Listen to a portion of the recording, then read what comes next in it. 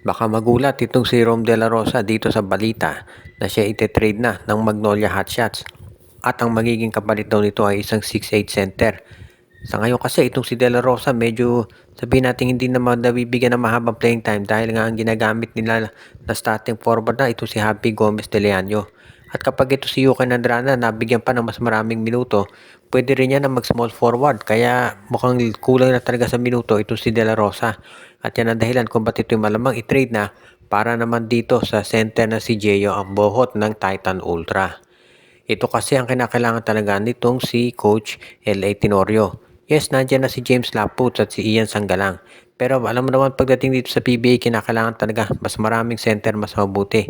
Kaya nga itong si Gio Ambohot, yan talaga binabalak ngayon na kunin itong si Coach L.A. Tenorio. Kapag nakuha niya itong si Ambohot, magiging mas malalim at mas marami siyang pwedeng player na hugutin kapag yung isang particular na kombinasyon na ginamit niya hindi naging epektibo. Kaya nga itong si J.O. Ambohot, bagay dito sa Magnolia. Kung pinapanood ninyo yung laro nito si Ambohot, lalo na nung nasa convert siya, meron itong 3-point shot. At yan ang dahilan kung bakit ito ay pwede talaga dito sa lineup ng Magnolia. Hindi niya kinakailangan pumoste sa loob. Pwede nandun siya sa labas at tumira ng maraming tres para dito sa Magnolia. Ngayon naman, dito si Ambohot, pwede rin yan na maging low post player dahil may inside game ito. Hindi lang ito masyadong nakakaroon ng minuto dito sa Titan Ultra.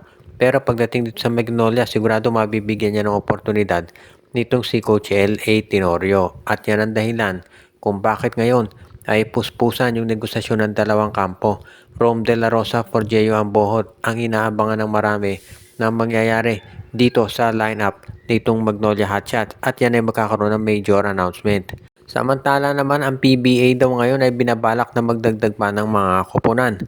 Hindi natin sinasabi na mayroong bibilin. Ang mangyayari dadagdagan yung koponan dito sa liga.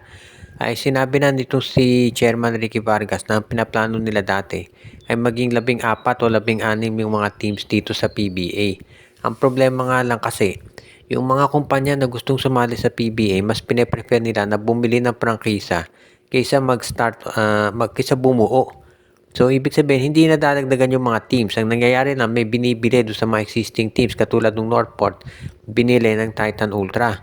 Ang problema, kasi hindi naman natin masisisa yung mga kumpanya dahil mas madali syempre mas madali syempre na bumili ka na lang ng PBA team kaysa bumuo ka. Dahil kapag bumili ka ng PBA team, meron ka ng mga players at draft picks na pwedeng magamit. Tignan niyo ginawa ng Converge, binili nila yung Alaska Aces at ayun, nakakapag-compete na pagdating dito sa playoffs. Itong Titan Ultra, ganun din ang ginawa, binili ang Northport. I-compare niyo dito sa Blackwater at Terra Firma na bumuo ng sariling team at nakita naman natin nag-i-struggle pa rin talaga sila. At yan ang dahilan kung ba't maraming naniniwala na itong lineup ng TNT ng San Miguel, iba pa, mahihirapan talaga yung mga teams na harapin yan. Lalo na yung mga bagong sasali dito sa PBA. Ganun pa man, determinado raw ang PBA na damihan yung mga teams na kanilang ilalagay dito. Kaya naman magiging kaabang-abang ang PBA kung maging 14 o 16 na yung koponan dito.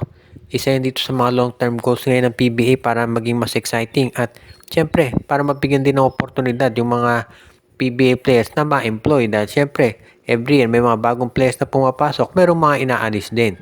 Kaya ito talaga ang inaabangan ng PBA na mas maganda manatili daw sa PBA kaysa lumipat sa ibang liga.